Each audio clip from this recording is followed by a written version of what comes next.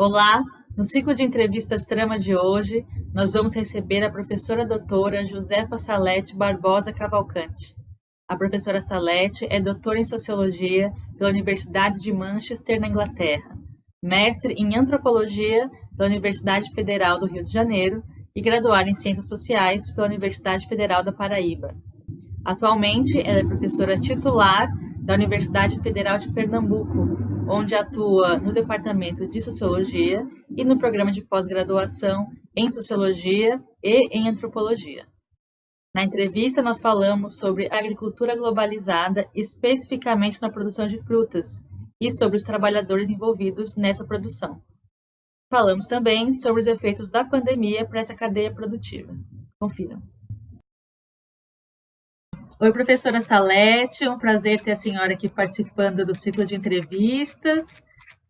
Muito obrigada por ter aceitado participar, é um prazer ter a senhora aqui. Tá, muito obrigada, eu quero agradecer a Tainá, né, pelo convite, é sempre um bom momento, né, que a gente possa estar dialogando e também e falando sobre as nossas pesquisas, né, e também quero parabenizar também a professora Maria Moraes pela criação, né, desse espaço, né, de registros, né, nessa parte, como ela também faz, né, de registrar as memórias dos trabalhadores e agora também dos pesquisadores que estão por aí. Então, isso é um prazer muito grande e estar aqui e a gente vai seguindo. Eu queria nesse momento também, né, registrar que os nossos programas de pós-graduação, né, em Sociologia da UFPE e também de São Carlos, a gente tem uma história também de intercâmbios e conversas, né, isso é muito bom, estarmos aqui hoje, né, para essa conversa. Obrigada, professora. A senhora tem se dedicado nos últimos anos a algumas pesquisas que envolvem o tema da globalização do alimento, esse tema da agricultura, principalmente no que tange a fruticultura, né, a produção de frutas, e o trabalho de imigrantes. A senhora pode falar um pouco mais sobre isso? Nos anos 90, começa a haver um grande interesse no que se está chamando da globalização, nesse caso, da globalização da agricultura e dos alimentos. Isso é nos anos 90. Então, nesse período, eu chego aqui à Universidade Federal de Pernambuco e eu quero iniciar um trabalho sobre o que está acontecendo na agricultura em Pernambuco. E eu começo, então, a me interessar com essa questão das áreas de Petrolina e Juazeiro, que são produtores de uvas e na época mais de uvas para exportação e depois manga. E aí, começando a estudar esse processo, como se dá, então, essa globalização dos alimentos, começando a ver o que é que estava, era ainda um início, era um grande início ainda da exportação de uvas para a Europa. Tem todo um processo da área, que não vou discutir aqui, mas é para lá. Então, nós começamos a compreender como é que se dava essa construção dessas mercadorias, né, no caso, as uvas para exportação, e quem eram os trabalhadores. Então, a gente começou a fazer um trabalho com essas trabalhadoras da fruticultura. E começamos num período, né, isso aí, meu grupo de pesquisa, acho que é mais ou menos 93, que o grupo se estabelece, a entender como era um fenômeno interessante, porque havia uma incorporação grande de mulheres trabalhadoras nessa produção de uva, porque era um trabalho que efetivamente utilizava, né, uma dimensão de gênero, vamos dizer, né, e era um trabalho que as mulheres eram exímias, produtoras, cuidadosas, tudo isso, para produzir esse tipo de uva e uva para exportação.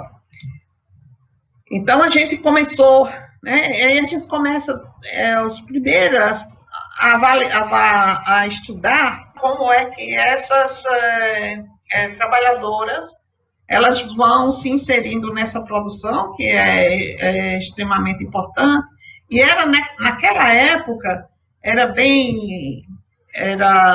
feita, era uma tarefa que eles tinham mais ou menos por tarefa. Era interessante para quem estuda o trabalho, porque eles tinham que fazer um raleio, por exemplo, de uma área de uvas, e terminada essa tarefa, eles poderiam ir para casa.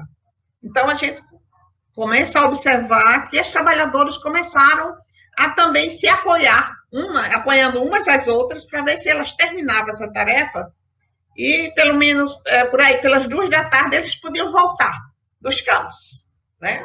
Ao mesmo tempo que as trabalhadoras começam a fazer essas estratégias, né, de se apoiar e voltar para casa, também as empresas começam a observar que elas poderiam até trabalhar um pouco mais, né, porque eles já estavam terminando. Então, são estratégias de um lado e do outro. Bom, mas aí, com a pesquisa, né, sendo realizada, aí também, a gente começa também a discutir mais com o que acontece na Argentina, na Patagônia Argentina.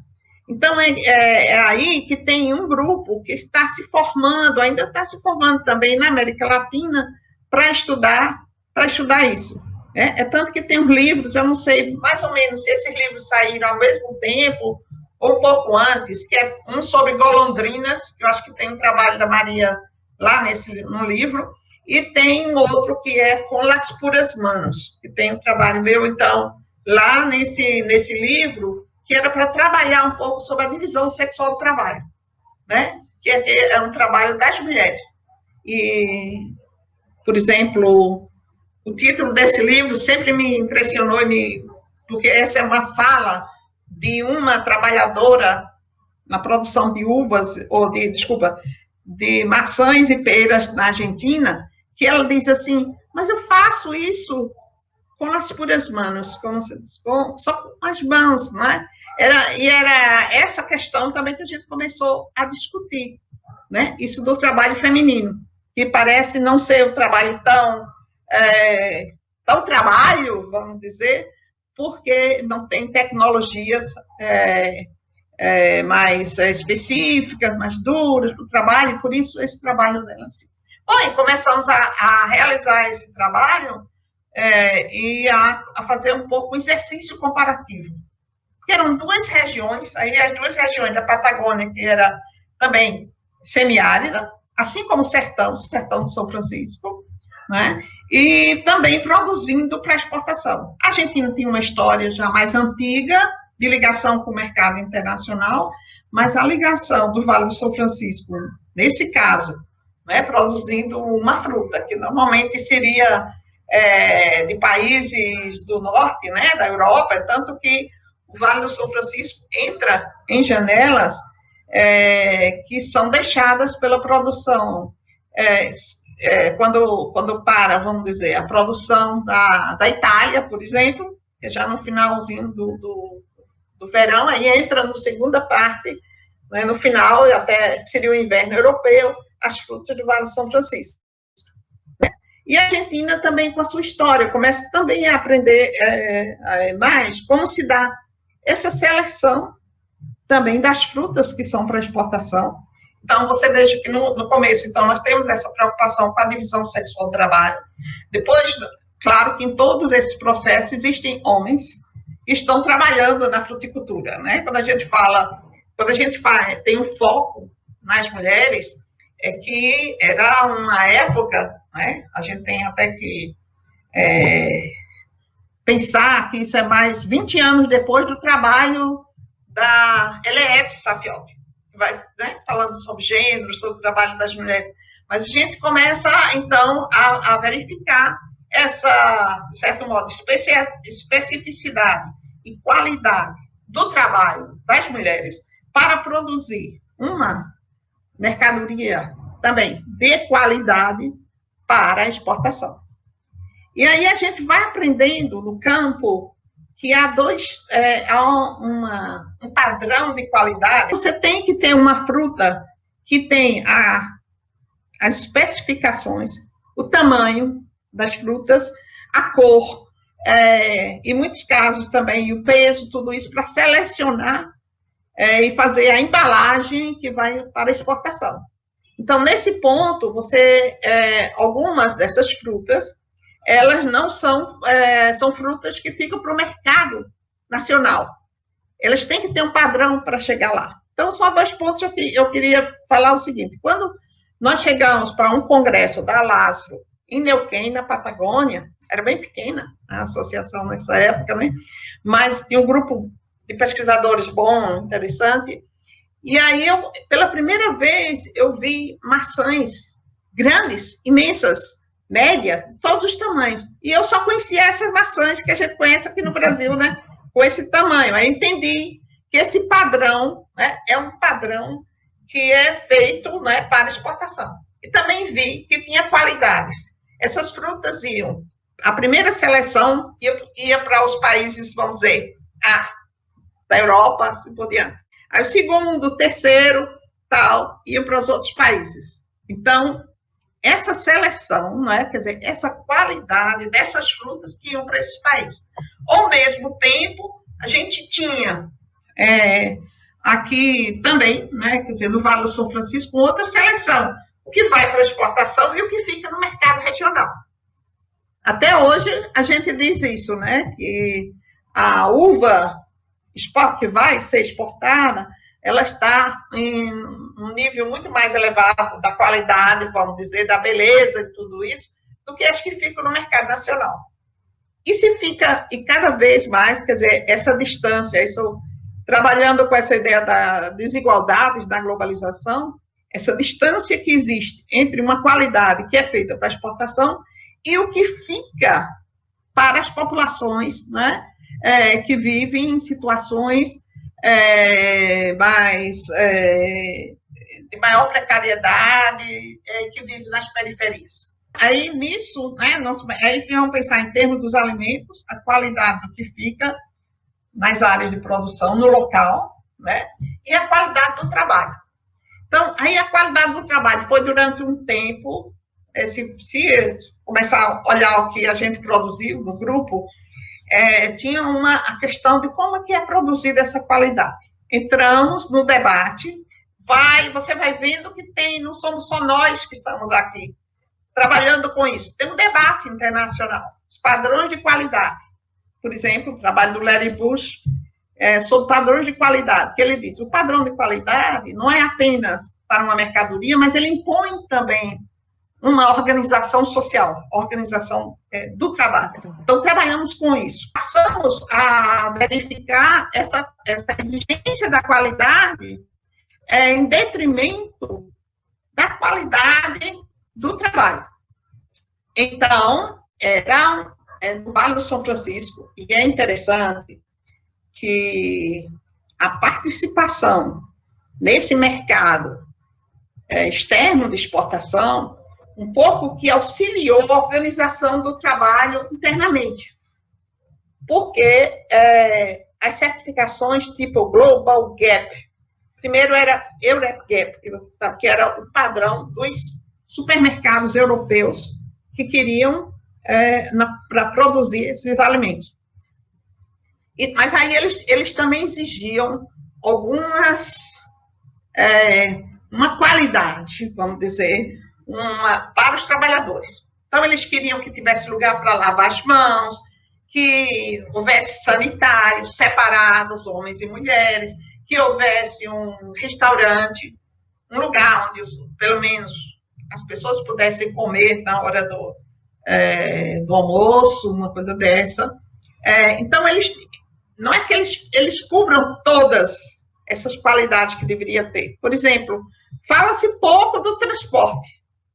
E o transporte, você sabe que para os trabalhadores rurais, esses ônibus continua sendo um espaço de muita aglomeração, vamos dizer, dos ônibus, né? Os ônibus sempre lotados, com pessoas que vão para o trabalho.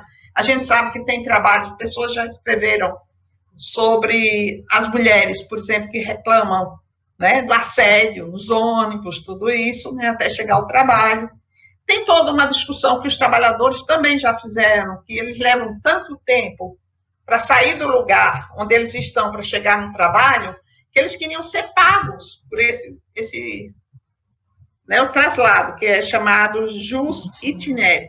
Vocês sabem que quando foi, em 2018, foi um dos primeiros pontos que eles tocaram, e eles tiraram isso, né, dos trabalhadores. Então, a gente começou a analisar muito isso também, né, no campo. O trabalho no campo, vamos ver. Então, os trabalhadores vão, como eles ficam. Então, tem um ponto que talvez você vai ver, né, algumas pessoas falam, mas você falou, né, que foi muito bom, inicialmente. A fruticultura organizou muito o trabalho do Vale do São Francisco. Você vai imaginar que é o sertão, que as mulheres não tinham trabalho. Muitas dessas trabalhadoras, que é todo uma pesquisa, vai em várias fases, né? No início eu quero saber mais da vida das trabalhadoras, como é que elas chegaram, como é que elas estão. E elas vinham do sertão, de outros lugares do sertão, em que as mulheres não eram valorizadas, não tinham, não eram donas, não podiam ser herdeiras da terra, e que estavam sempre submissas ao marido, ao pai ou ao marido. Então, quando elas chegam à Petrolina, elas têm uma carteira assinada. Sim, esse era um bom tempo, né? Carteira assinada. Tinha carteira assinada, e com a carteira assinada elas também se sentiam donas, né, das suas vidas. Tem relatos muito interessantes sobre isso.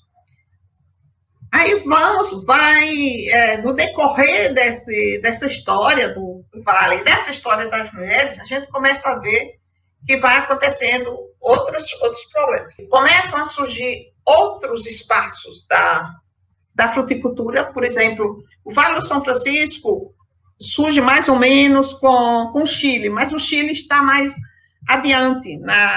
É tanto que, por exemplo, a primeira fase, eles usam do Chile, trazem técnicos chilenos, trazem papel para embalagem, também vinha do Chile, várias coisas, porque era algo muito novo, né? Bom, mas aí também começa a ver no Vale, né, vão chegando também outros tipos de empresários, pessoas que às vezes nem vinham mesmo da área da agricultura, empresas, por exemplo, Carrefour tem uma fazenda, né, no Vale do São Francisco, começam a achar que é uma área muito importante para investimento. Bom, e aí as pessoas que tinham a carteira profissional, mas elas se achavam assim, porque elas tinham esse trabalho continuado, tinham o sonho de ter 2 anos de carteira assinada, que você não é do seu tempo, mas era aqui no Brasil, quem tinha 2 anos de carteira assinada era considerado um ótimo trabalhador, né? Bom, mas aí há também, né, acontece nesse tempo essas mudanças no trabalho, as exigências de fora, o mercado, tudo isso, e começa também a haver uma certa fusão de empresas no Vale de São Francisco, e também empresas que desaparecem. E eu lembro que uma história que eu vi, né, de uma trabalhadora que ela disse, eu não saí deste lugar, ela continua naquela fazenda, eu não saí a vida inteira. Como é que eu tenho 4 empresas que a empregaram nesse tempo? Então, ela estava triste porque ela não tinha os 2 anos numa empresa só. Mas a questão era que ela tinha um processo, né? Aquela empresa que transformou, foi mudando, e assim por diante. Depois, trabalhando muito com a questão da certificação. Bom, mas tinha uma outra parte que eu tinha colocado, que era assim, só 3 pontos que eu queria falar. Então, que vem depois, dessa primeira formalização, né, vem uma informalidade. Começa a se falar, houve uma época que uma palavra também você não lembra, mas é assim, a flexibilização do trabalho, né? Isso era vendido, vamos dizer, passava como sendo a flexibilização do trabalho é uma coisa muito boa, é moderno, né? É muito moderno. Então, você pode trabalhar nesse setor, amanhã você pode estar no outro, tudo isso, né? Fala de flexibilização, que causou muito problema também no Vale do São Francisco. Eu encontrei várias trabalhadoras, por exemplo, que não gostavam, porque elas tinham que estar no campo e elas tinham que estar no setor de embalagem. E elas tinham que fazer, então elas trabalhavam, selecionar. Então eram muitas tarefas. Elas diziam, eu preciso, tem uma fala assim, de uma diz assim, eu prefiro estar no campo. Né? Você pensa às vezes, né, o trabalho do raleio e tudo. Mas eu não gosto de estar aqui no setor de embalagem, que eu sou vigiada, né? As pessoas estão olhando se ela faz tudo bem. Ela disse que quando chega no final do dia, ela tem dor de cabeça. Ela preferia ficar no campo. Né? Então, eles começam flexibilizando assim, né? Você faz ser uma trabalhadora que pode mudar de um setor para outro. Houve outro tempo que as empresas começaram a querer mudar, dizendo, as mulheres conseguiram, com o trabalho na fruticultura, a participar dos sindicatos. Era 80% de trabalhadores do sindicato. Elas não eram muito as presidentes, como a gente sabe da história do sindicato, mas elas trabalhavam. E elas lutaram pela, pode-se dizer, da pauta de gênero, né? Que é auxílio maternidade, uma vez por mês poder cuidar da saúde dos filhos e assim por diante. E aí os empresários começaram a achar que elas ficaram muito caras, as mulheres. Então, queriam transformar essa divisão do trabalho. Aí a gente viu isso em campo, que uma empresa colocou homens de um lado e mulheres do outro. Agora já era no setor de embalagem, certo? Eles queriam dizer, vamos ver que os homens vão trabalhar bem e ficam as mulheres. Mas aí, esse é um outro ponto, mas aí essa empresa é vendida a um grupo britânico, que fala assim, não, olha, nós não podemos fazer isso, porque eles já estavam achando que era o máximo, né, de conseguir ganhar mais, porque não ia pagar as mulheres, gravidez, o tempo de gravidez, tudo isso. Aí eles dizem, não, o britânico disse, não, a gente tem que mostrar isso, vamos dizer que nós empregamos 50% do trabalho realizado pelas mulheres, a ideia do 50-50, então vamos fazer isso é importante. Bom, mas então essa é uma questão da formalização da divisão sexual do trabalho, né? Da precarização, né, da mão de obra. A questão do salário tem toda uma história dos sindicatos, que o sindicato sempre conseguiu, em Petrolina, eles ganhavam um salário mínimo mais 10%. 10%, isso era visto uma coisa muito boa, né, que a fruticultura oferecia. Então, pouco a pouco, a gente vai vendo que eles vão perdendo. Até um dia desse era o salário mais R$10, porque o 10 ficava como 10. E depois, finalmente, vem uma outra, né, um outro momento de que o Vale realmente se insere no mercado internacional, o mercado interno também, e eles começam a interferir no controle sobre o trabalho cada vez mais, exigindo maior velocidade do trabalho. Os trabalhadores tinham que correr, por exemplo, tem uma área que é para limpeza de mangas, que na época, para exportar, tudo isso, eles tinham que trabalhar muito e sem parar. Então, vai sendo precarizado, vamos dizer, o trabalho, tem o salário, o controle sobre o trabalho, e assim por diante. A outra questão é que o que a gente diz, a persistente vulnerabilidade desses trabalhadores. Porque tem a história deles, tem as histórias que são migrantes, né? Eles já vêm de situações precárias, vulneráveis, tudo isso. Quando eles se inserem nesses grandes lugares da globalização, eles vêm, muitas vezes, né, se estabelecem em condições precárias da existência, né? Por exemplo, os trabalhadores em Petrolina, mais ou menos, eles estão na periferia, né, da cidade. Eles também têm em outros lugares, na Patagônia mesmo, assim, existem galpões. Esses trabalhadores chegam e ficam em galpões, todos juntos, lá, né? Para poder pensar nessa situação. Então, esses trabalhadores, eles se expõem, né, vamos dizer, a uma situação de convivências com pessoas que eles se encontraram por acaso, né? Por exemplo, tem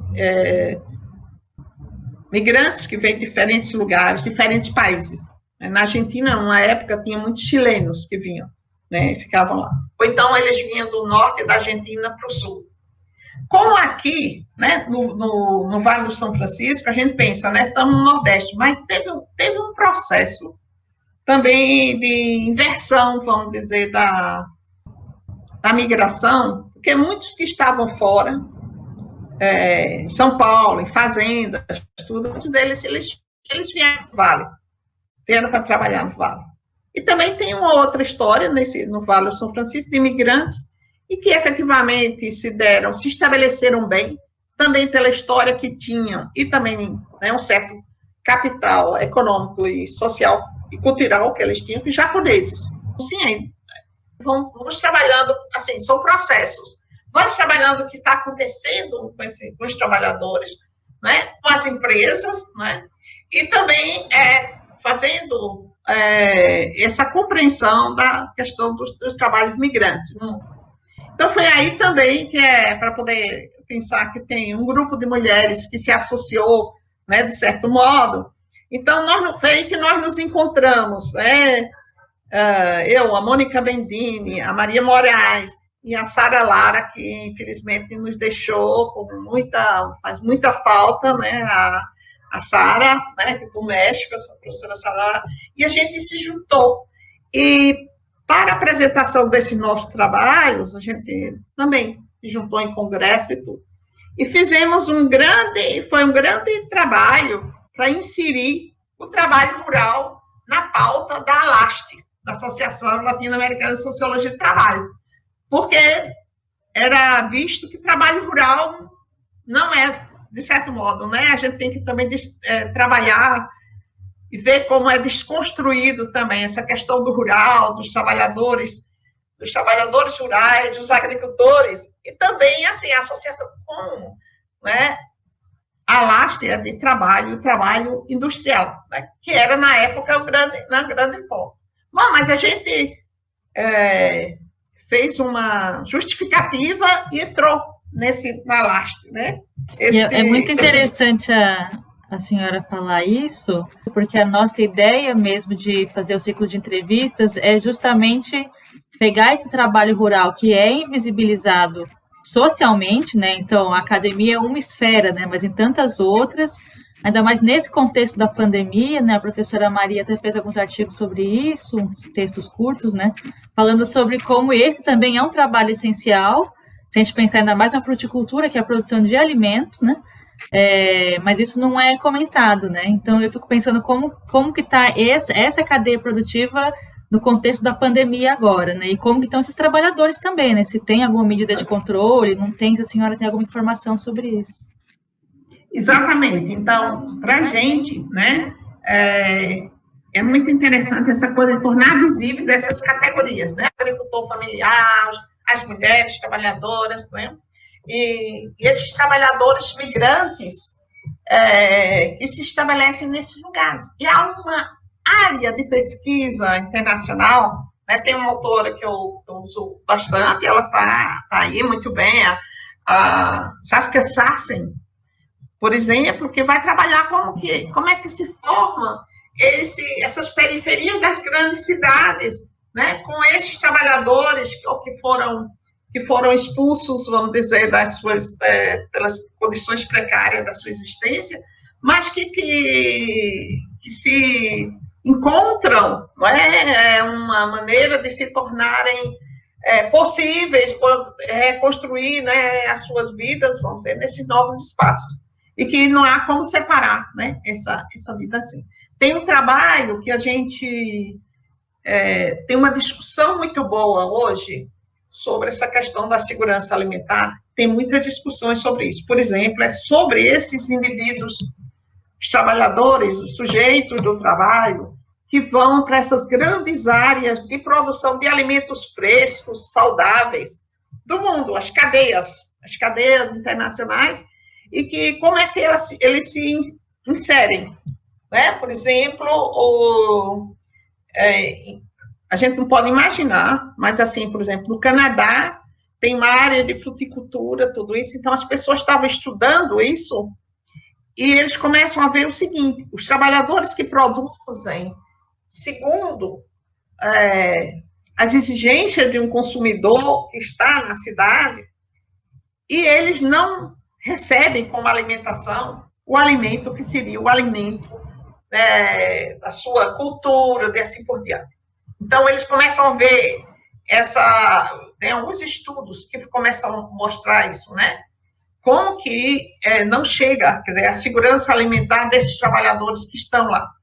Por outro lado, aonde estão, por exemplo, os trabalhadores, tem um pessoal da Espanha, que por exemplo, na embalagem, aqui no Vale do São Francisco também, as embalagens, aquelas cumbucas para exportação, os trabalhadores têm o maior cuidado, né, porque eles têm que ter esse padrão para chegar lá, né, nos outros lugares. Mas é visto que também esses trabalhadores do campo, por exemplo, na Espanha, o professor Pedrinho fala, eu estava falando como é que eles estão fazendo isso aqui, que 2 cumbucas dessas ou 3 que eles recebem, não é um dia de trabalho, não paga, quer dizer, eles recebem menos do que seria com isso. Bom, mas aí, estamos falando, então, trabalhando com essa questão estamos falando da informalidade, da vulnerabilidade desses trabalhadores. Então, vamos falar da vulnerabilidade.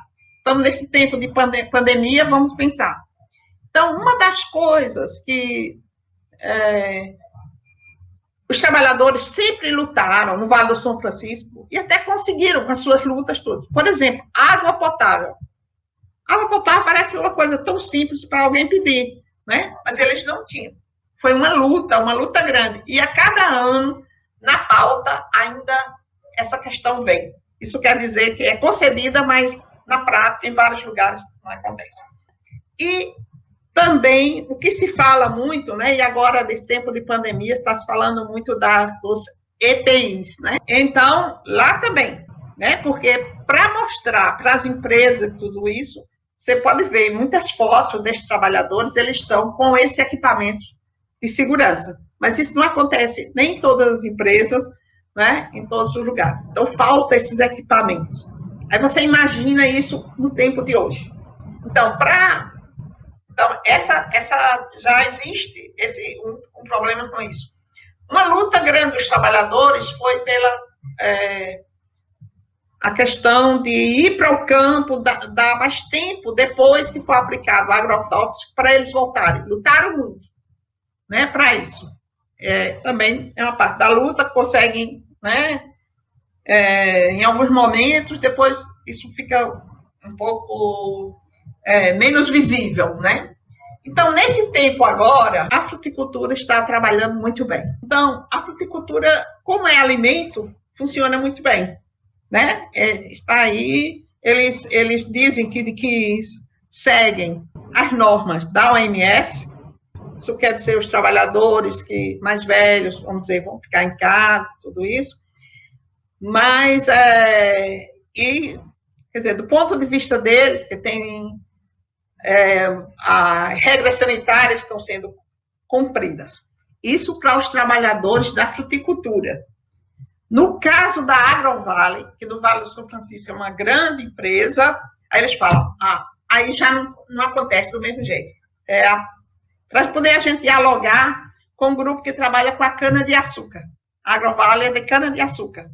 Então, por exemplo, os ônibus, agora no tempo do Covid, a norma é que os ônibus têm que ter 50% só ocupar mais 50% dos lugares. Aí eles falam que, em geral, para a fruticultura, mais ou menos eles cumprem, estão cumprindo. Já não é o caso para os da cana. Cada dia saem caminhões ou ônibus cada vez mais cheios, né?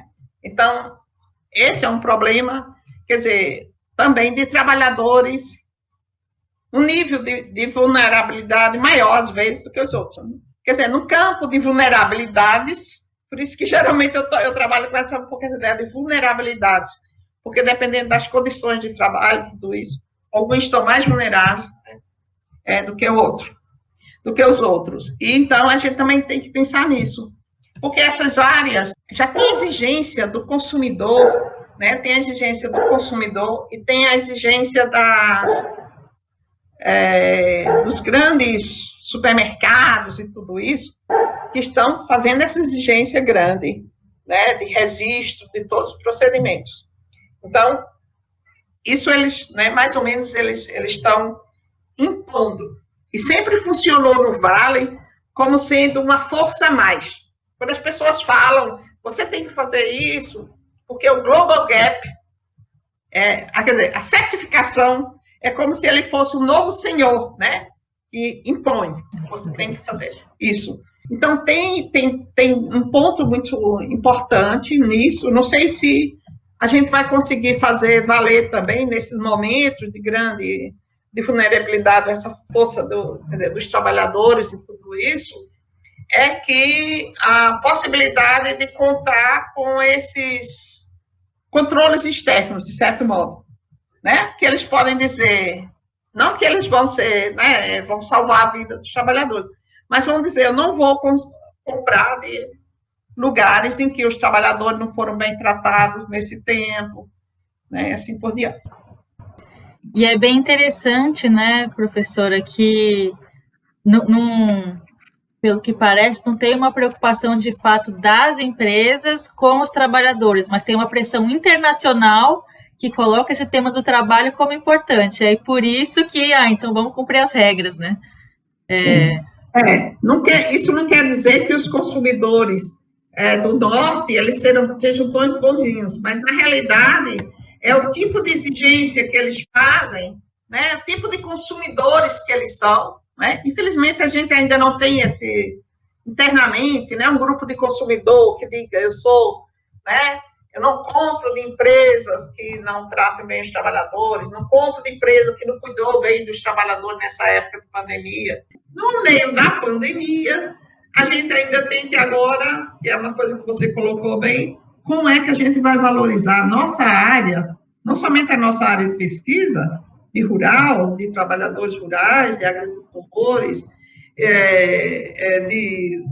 das mulheres, né, do campo, de agroecologia, de tudo isso, mas a gente tem que também proteger a nossa área, que foi vista como se fosse uma área, né, tá aí, é uma área que não é estratégica. E a gente precisa mostrar que sim, que quando a gente está estudando esses trabalhadores, nós estamos estudando áreas que são estratégicas, da globalização dos alimentos, da segurança alimentar, da melhoria das condições de vida, né? E, então, isso a gente precisa entender que não tem apenas um rótulo, né? Nós estamos nessas áreas estratégicas, nós trabalhamos, né, nesse campo da biossegurança, nós estamos trabalhando, né, nessas áreas, então, estamos pensando nos alimentos, estamos pensando na saúde, condições sanitárias, e estamos, né, pensando nas ciências sociais. Professora, quero agradecer muito pela sua participação, foi muito bom, são reflexões muito importantes, eu agradeço. Eu quero lhe parabenizar também, porque não é um trabalho fácil esse, né? Vamos dizer, não é apenas um minuto da entrevista, mas tudo isso que vem antes de tudo. E muito obrigada e parabéns a vocês aí do Tramas e que sucesso.